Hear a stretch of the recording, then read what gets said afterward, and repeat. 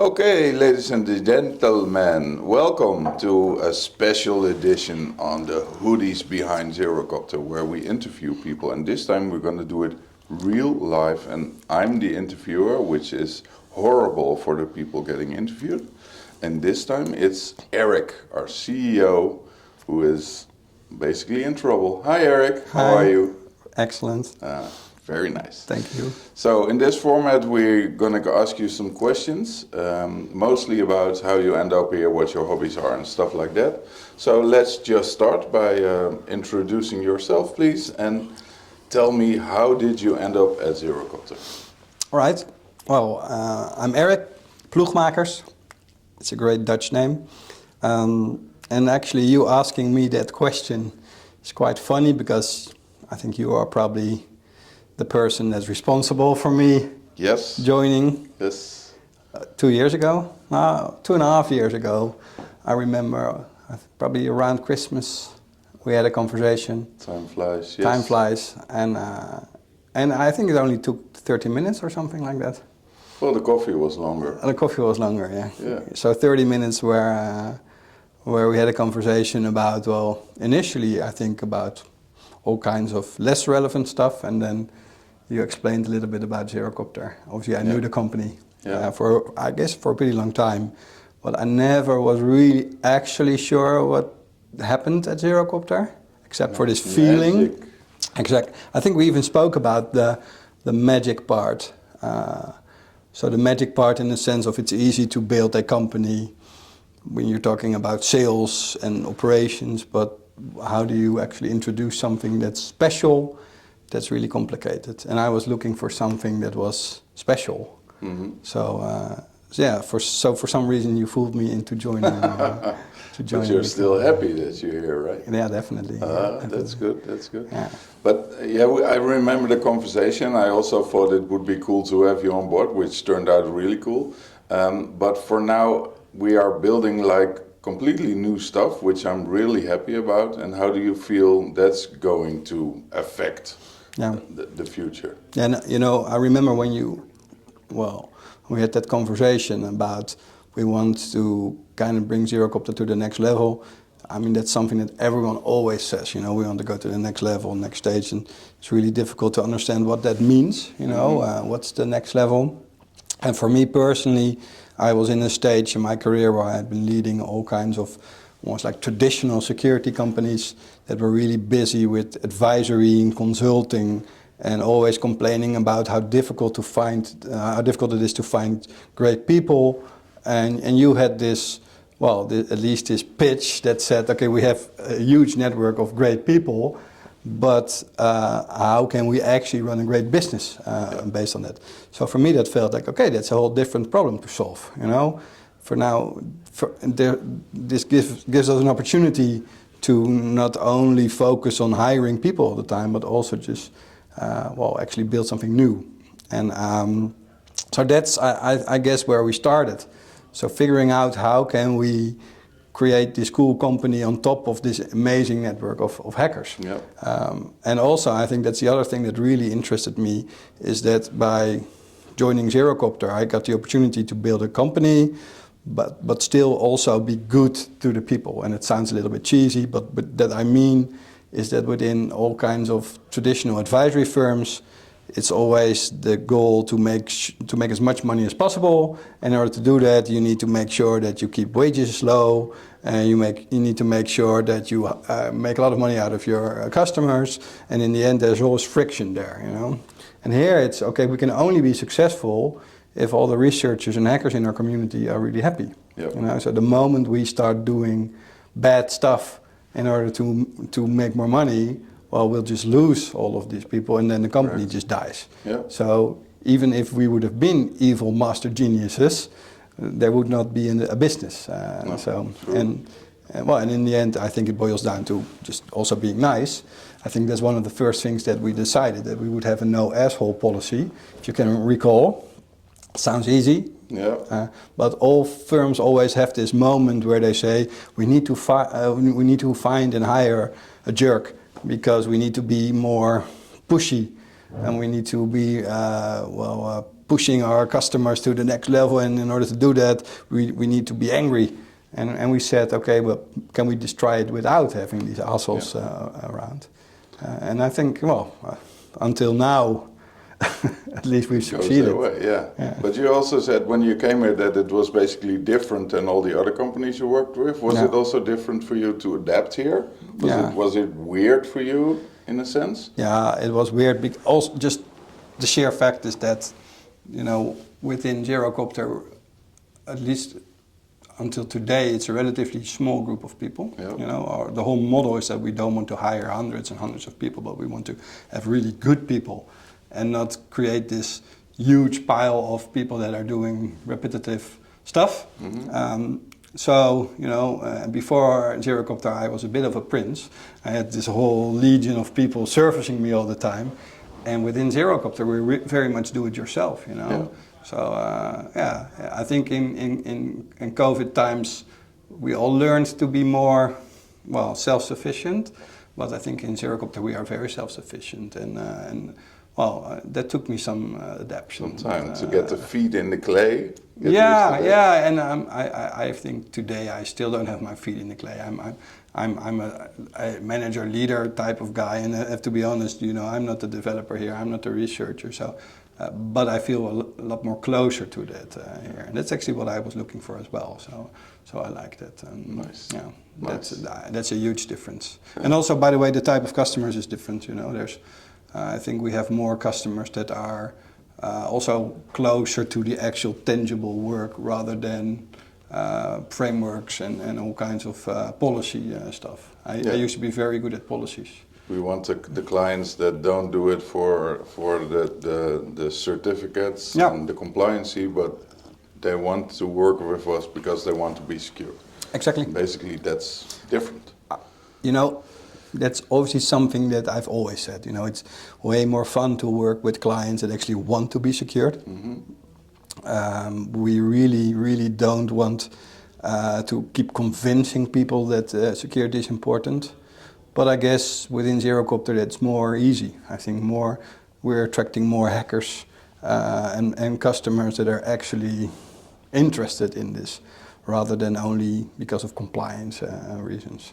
And that's probably also a bit of that magic. You know, I'm not, even today, I'm not really sure where that comes from. You might have something to do with that, I'm guessing. No, but jokes aside, I think that's really what distinguishes it from other companies that I've seen. And do you have some weird things you encountered in your first year? Yes. That you hear and like, holy shit, what's happening, or? Yeah, well, one of the things is that we have a lot of stuff here. How is that possible? I'm not really sure where that comes from, but there's always stuff in this company, whether it's digital or whether it's physical. Well, I like it, you know, it's funny. And that's something that I remember even in the early days when I just joined. I think one of the first things we did was cleaning up the office. Which really felt like, well, something that you need to get used to. I think today... It was difficult. It was difficult. But I think I also realized is that this part of the culture as well, that we try things, we have stuff that we want to touch and figure out how it works, and that also comes with rubbish. And that, we have a lot of, you even hidden some of the rubbish over there. Exactly. Yeah. Yes, no, he doesn't mean rubbish. No. I mean old school technology. Cool. Yeah, he means old school stuff. Yeah, exactly. Okay, thank you. Bye. Yeah. Sorry. So that was something that I needed to get used to. Also, I need to get used to the fact that this company is very digital. So compared to other companies that I used to lead in the past, everyone was always at the office sitting behind the desk at a certain moment in time. Not because they really needed to, but because it was just expected of them. I think we are way more modern over here. Is it modern or COVID? Yeah, it's probably started with COVID, but as far as I can reverse engineer that, it has been around even from before COVID. And I like it because it gives people room to, well, not only work, but also have a good private life, while also doing stuff at weird hours as well. So Yeah, but we have a beautiful office. You have a beautiful office, yeah. Yeah. But Yes. we don't expect you to be there every day at 8 o'clock in the morning. This sounds like an awesome job, so if you want to join... Oh no, we are not looking for people, sorry. Yeah. Okay, and any stuff that you like came home and then said, what I encountered today is like out of this world? Out of this world. Well, what's so strange is that we are doing so many very important assignments, and with important I mean is that we have huge companies that we serve, we have government that we help, I'm not saying that we don't make any money out of it, but a lot of that is almost like intrinsically. So just, I mean, even last week there was this huge vulnerability found in a Dutch government organization. We cannot talk about it. We cannot yet, talk sorry. about it, but you have to trust us. Yeah. And again, this was very valuable, but we're not sending an invoice for that. No. You know, from one side, that's obviously weird, because I've worked at other companies that, specifically for the impact that vulnerability would have, they would probably pay hundreds of thousands of euros for that. And here we actually just give it to them. What we get for that is recognition, which is cool. Trust, that might have something to do with that magical feeling, you know. But the impact of those things is way bigger than I expected. Yeah, but I think that's also why we hired you, to find that balance. Yeah. Because we are like, as you say, we want to help people and we don't expect to get paid a lot. And it might be nice to get paid a lot. Yeah. So, yes. Well, but it's just a strange thing that if you compare it with, I mean, I've worked at multiple huge companies, you know, and if I see the amount of money that goes around for services that are way less with regards to the value that they actually bring, and what they actually get paid for that, it's really truly amazing to see the difference there, you know. And one of the first things that I thought is, well, we should make it way more expensive then, you know, because, if others are actually paying for that, why shouldn't they be paying that amount of money to us? And then I started to realize it's probably the other way around, you know, they are just overcharging. Yep. And we shouldn't be raising our prices. We should have more customers.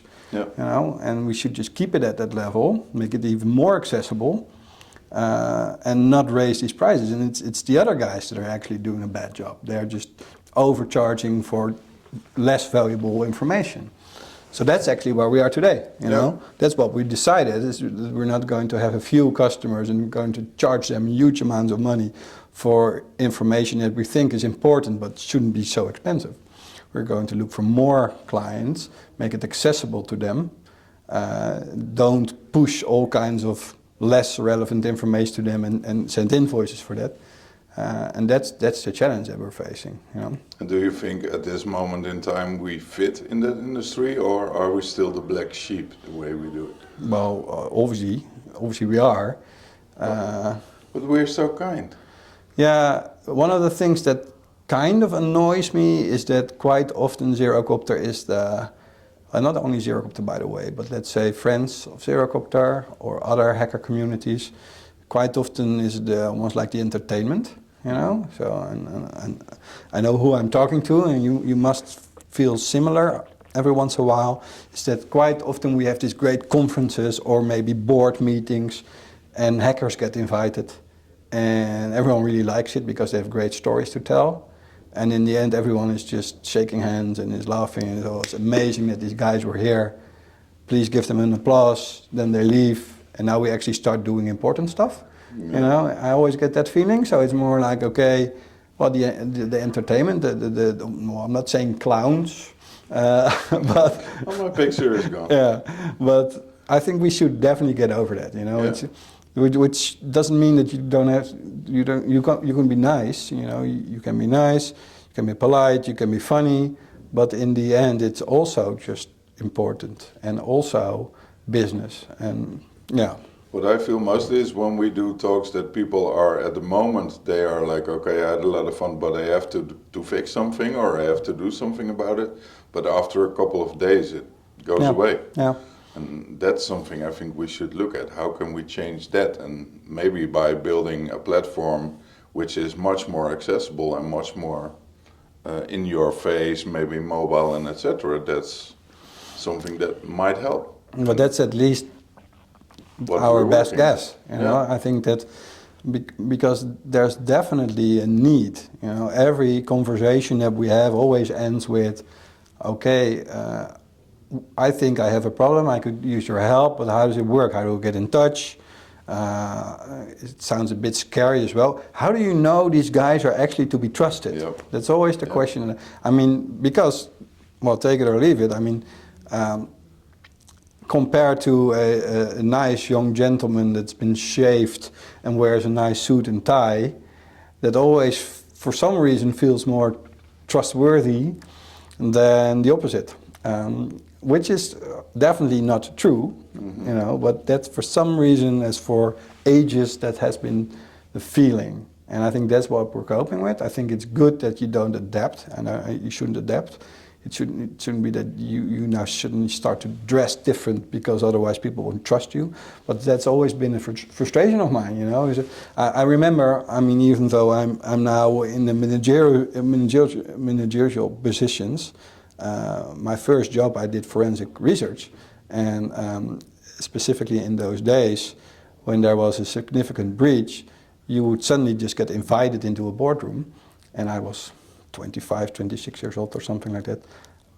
I knew what I was doing, but obviously I have never been into a boardroom before. But at that moment in time, they couldn't care less, you know. They were in panic, there was a breach, there were these three 25-year-old guys, some of them were even wearing shorts because it was sunny outside, and they couldn't care less because they needed them.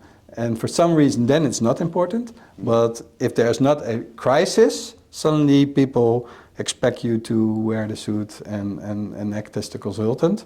I think that's what we should change. Yeah. And even, I mean, what we are currently looking is that we're not even actually going on site with suits. We're just providing a platform where you could interact with people that, well, you couldn't care less about how they look. Yeah, You know? true. And the new platform we are building, is it a change for you that we are doing it now? I mean, yeah, how do you say it? Is it more tangible now that we're building the platform than when you came here 2 years ago? Yeah. In vision, minds, and how you foresee it in future info security? Yeah, you know, about 2 years ago, we were at this stage where we said, okay, we believe in the power of this hacker network. Mm-hmm. You know, Yeah. we trust that if we are coping with all kinds of, let's say, networks of bad guys, you cannot fight that with having all kinds of structured, framework-based, compliance-driven service organizations. Yeah. You should have something similar to actually make sure there's a balance. You know, so if there's a huge network of bad guys, we should have a huge network of good guys. And we shouldn't be structuring that network, but we should at least make sure that we help them in either to actually find companies that they want to help, but also learn from each other, get in contact, etc., etc. How can you do that? While making it really easy and accessible, you know. And face it, easy and accessible always means remotely these days. You know, Yeah. we can't invite everyone to fly over 20 times a year, so we need to make sure that they can actually interact on a digital way. And the funny thing is, this has been done for thousands of times in other industries. You know, there's other industries that are very good at creating networks, that are very good at digital platforms, etc., etc. But for some reason within security, this is still relatively new.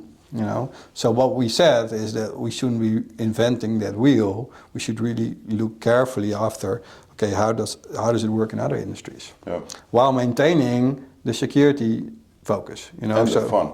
And the fun, you know, but you know, let's face it. I mean, they're having fun in other industries as well. You know, we shouldn't really? be. Yes, I agree with okay. myself. They're having fun in all kinds of industries, but you know, with regards to privacy, with regards to transparency, in other industries they actually might overdo that. To put it in a nice way.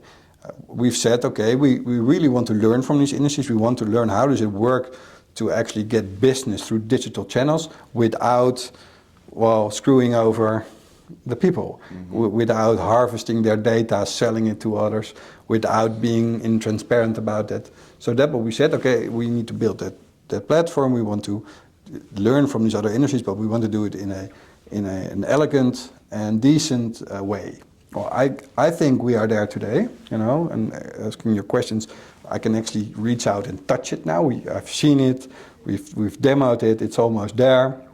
We now want to take it for a ride, you know, and that feels really amazing because, you know, if you have an idea, it's always great, everyone's excited about it until you actually almost get to feel it, because then you can actually see what's wrong with it as well, you know.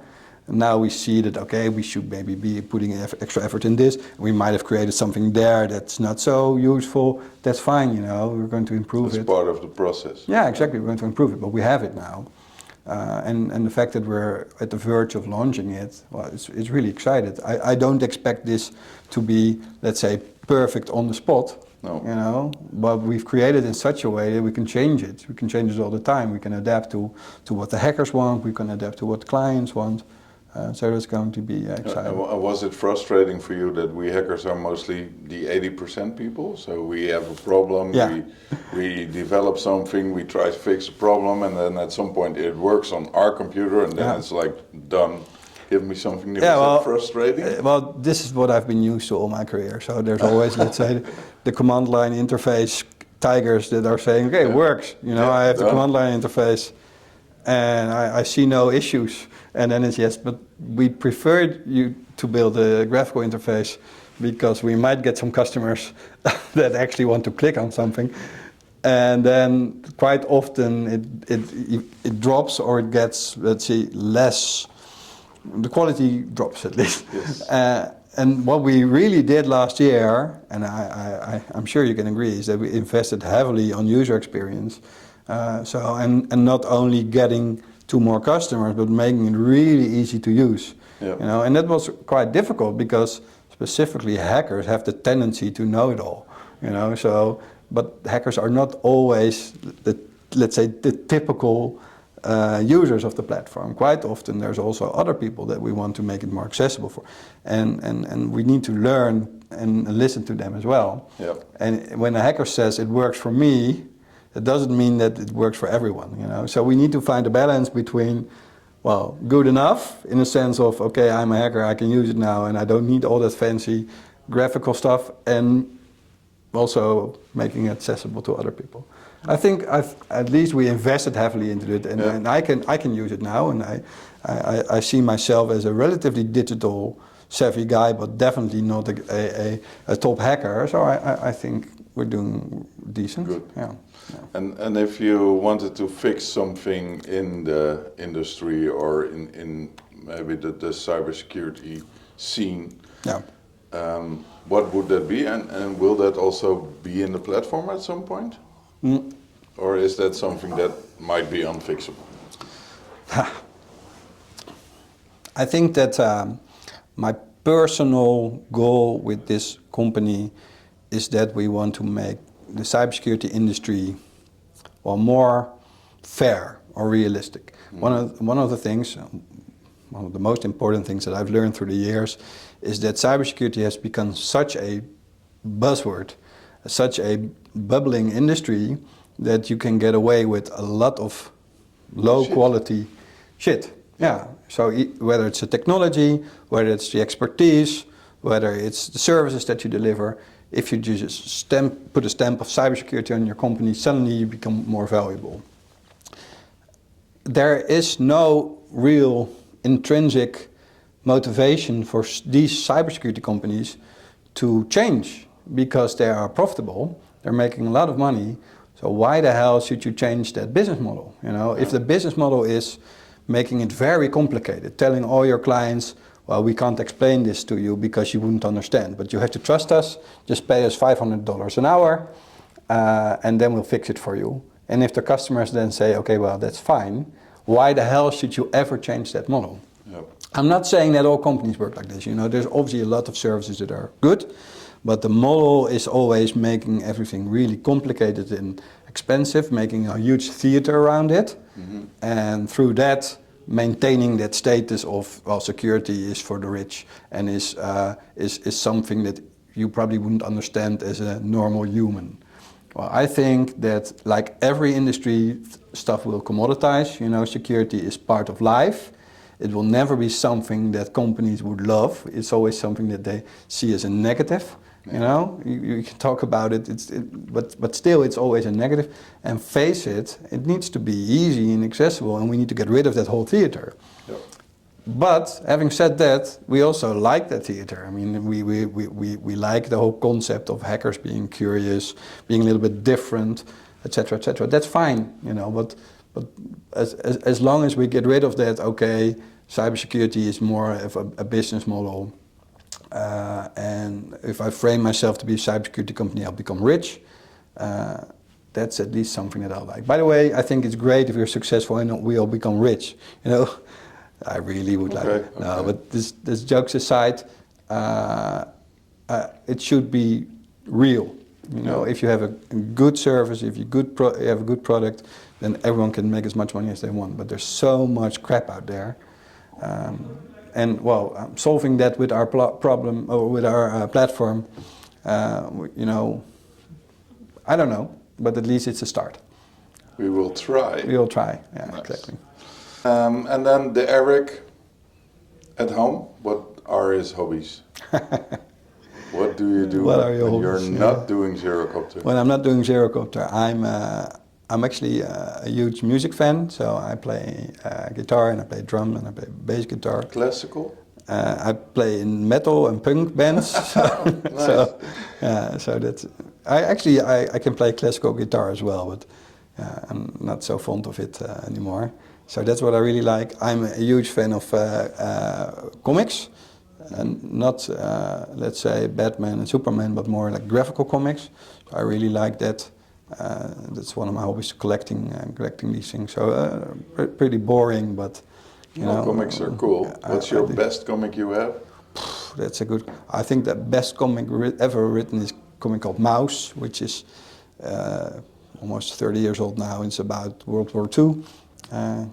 Well, it's about mice that are mice. That, okay. Yeah, I don't have the time to explain it, but it's amazing. But it's an example of a really complicated story that they made easy and accessible through comics. So that's probably one of the things that I like. So making complicated stuff easy, it's really what I like. So yeah, so that's, see what else. Yeah, I'm a sports fan, but I'm not so good at all these sports. But I like to do a lot of sports. So that's that's pretty much. We have a Zerocopter sponsorship, I heard. Yeah, I heard as well.